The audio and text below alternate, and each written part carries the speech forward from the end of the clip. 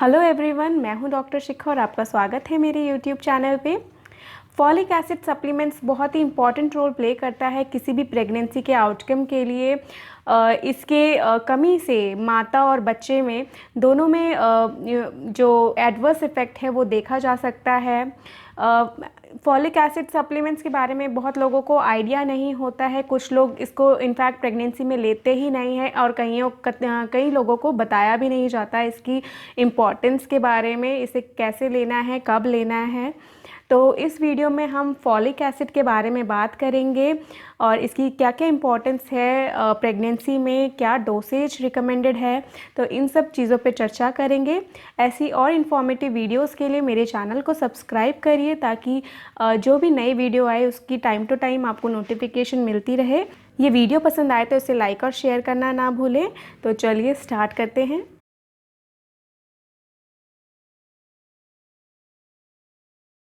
Folic acid और folate ये दो फॉर्म्स होते हैं विटामिन B9 के, जो कि हेल्प करते हैं सेल डेवलपमेंट में। जैसे कि ब्रेन सेल्स हो गए, स्पाइनल सेल्स हो गए, तो इन सब सेल्स के डेवलपमेंट में हेल्प करते हैं, DNA की डेवलपमेंट में हेल्प करते हैं, और जो विटामिन और प्रोटीन का मेटाबॉलिज्म होता है उसमें ये मददगार होते हैं। प्रेगनेंसी के दौरान इसकी जो डोसेज है या रिकमेंडेशन है वो बढ़ जाती है फोलेट की, क्योंकि इसका असर जो होता है वो सीधे सीधे बच्चे की ग्रोथ पे होता है। और अगर इसकी कमी हो जाए तो ये जो प्रेग्नेंट वुमेन हैं उनमें भी इसका बुरा असर देखा जा सकता है।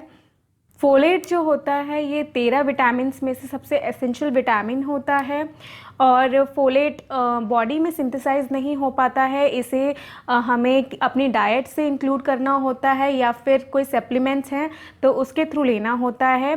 डाइट की बात करें तो ये फोलेट जो है ये अच्छी मात्रा में हमें जो हरी सब्जियां होती हैं उनमें मिल जाता है। ब्रोकली, ग्रीन लीफी वेजिटेबल्स और जो सिट्रस फ्रूट्स होते हैं उनमें ये अच्छी क्वांटिटी में होता है। जो दालें हो गई, एग योक या फिर जो ऑर्गन मीट होता है जैसे कि लिवर, तो ये इन सब चीज़ों में अच्छी मात्रा में हमें फोलेट मिलता है अपनी डाइट से। फॉलिक एसिड जो है ये एक मैन मेड सिंथेटिक सप्लीमेंट होता है, और इसे हम सप्लीमेंट्स के थ्रू ही अपनी बॉडी में ले सकते हैं, और इसे कुछ सीरियल्स के साथ या फिर किसी और चीज़ के साथ मिलाकर हम अपनी डाइट में ले सकते हैं। ये इन दोनों फॉर्म्स में हमारे लिए अवेलेबल होते हैं। फॉलिक एसिड सप्लीमेंटेशन जो होती है ये प्रेगनेंसी के दौरान, और अगर आप प्लान कर रहे हैं प्रेगनेंसी अपनी रिप्रोडक्टिव एज में है उस टाइम, इसका रोल बहुत ही ज़्यादा इम्पॉर्टेंट होता है। अब इसकी बेनिफिट्स की बात करते हैं कि ये इतना इम्पोर्टेंस क्यों रखता है। तो सबसे पहला इसका रोल होता है कि ये जो न्यूरल ट्यूब डिफेक्ट्स होते हैं बच्चे में, जब बच्चा गर्भ में होता है तो उस टाइम ये बहुत इंपॉर्टेंट रोल प्ले करता है इसको डिक्रीज़ करने में। न्यूरल ट्यूब डिफेक्ट्स जो होते हैं ये कई तरह के हो सकते हैं। इनमें से एक होता है कंजेनाइटल एनोमली होती है जिसको हम एनेंसेफेली बोलते हैं, जिसमें कि जो बच्चे का स्कल होता है और जो ब्रेन होता है वो डेवलप नहीं हो पाता है फॉलिक एसिड की डेफिशिएंसी के वजह से, और बच्चा जो है वो जन्म तक भी सरवाइव नहीं कर पाता है।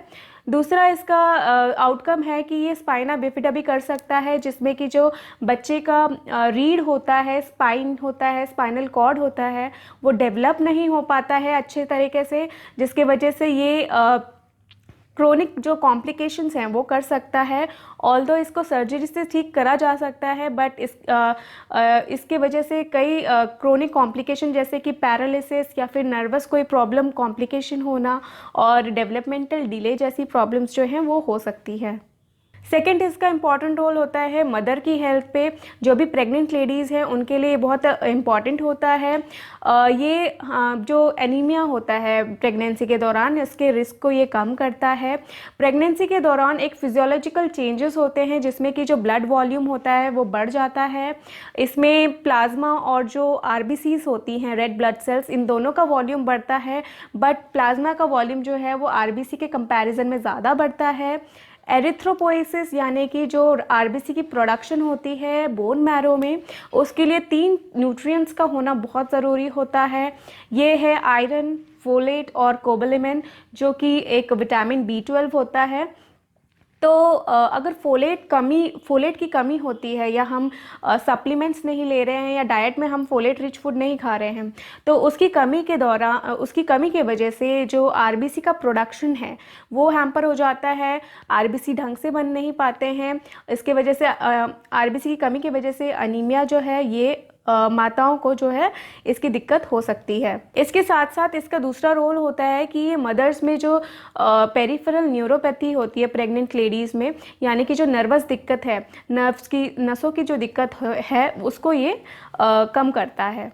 अगला इसका बेनिफिशियल पॉइंट ये है कि ये जो प्रीटर्म बर्थ होता है उसके रिस्क को कम करता है।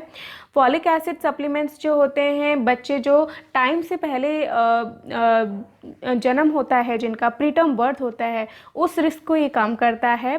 प्रीटर्म बर्थ उसे बोला जाता है जिसका बर्थ जो है वो 37 यानी कि 37 वीक्स ऑफ जेस्टेशन से पहले हो जाता है। ये एक बहुत बड़ा कारण होता है जो भी बच्चे होते हैं उनकी मृत्यु का या फिर उनकी लॉन्ग टर्म बीमारी का। फोलेट की कमी से शॉर्ट टर्म रिस्क जैसे कि respiratory complication, GIT complication, nervous complication हो सकता है, और लॉन्ग टर्म रिस्क जैसे कि कंजेनाइटल हार्ट डिजीजेज हैं ये हो सकते हैं। स्टडी सजेस्ट करते हैं कि जो फॉलिक एसिड होते हैं वो हमें बचाते हैं प्री टर्म बर्थ से, या फिर जो रिकरेंट मिसकैरेजेस हैं उसके रिस्क को ये कम करता है, कंजेनाइटल एनोमलीज के रिस्क को ये कम करता है, और जो क्लेफ्ट पैलेट और या फिर लिप क्लेफ्ट होते हैं उनकी प्रॉब्लम्स को ये कम करता है। फॉलिक एसिड सप्लीमेंट्स जो हैं ये एक रिकमेंडेड डोजेज में लेना बहुत ज़्यादा ज़रूरी है। अगर ये डोज़ आप हाई कर देते हैं तो इसका उल्टा इफेक्ट, आपकी एडवर्स इफेक्ट जो है आपकी बॉडी पे पड़ सकता है। तो इसीलिए आप जब भी ये मेडिसिन ले स्टार्ट करें तो फिर हमेशा डॉक्टर की रिकमेंडेशन से ही स्टार्ट करें। इसकी जो रिकमेंडेड डोजेज है ये जो नॉन प्रेग्नेंट वुमेन्स होती हैं उनमें ये 400 माइक्रोग्राम पर डे के हिसाब से दिया जाता है, और जो प्रेग्नेंट वुमेन होती है उनमें इसकी recommended dosage 600 microgram per day के हिसाब से होता है। और कुछ केसेस में डॉक्टर्स जो हैं वो इसकी डोसेज बढ़ा भी सकते हैं, जैसे कि अगर रिकरेंट मिसकैरेज का केस हो या फिर कोई और कंडीशन हो, बट इसकी डोसेज हमेशा डॉक्टर की रिकमेंडेशन से ही बढ़ती है।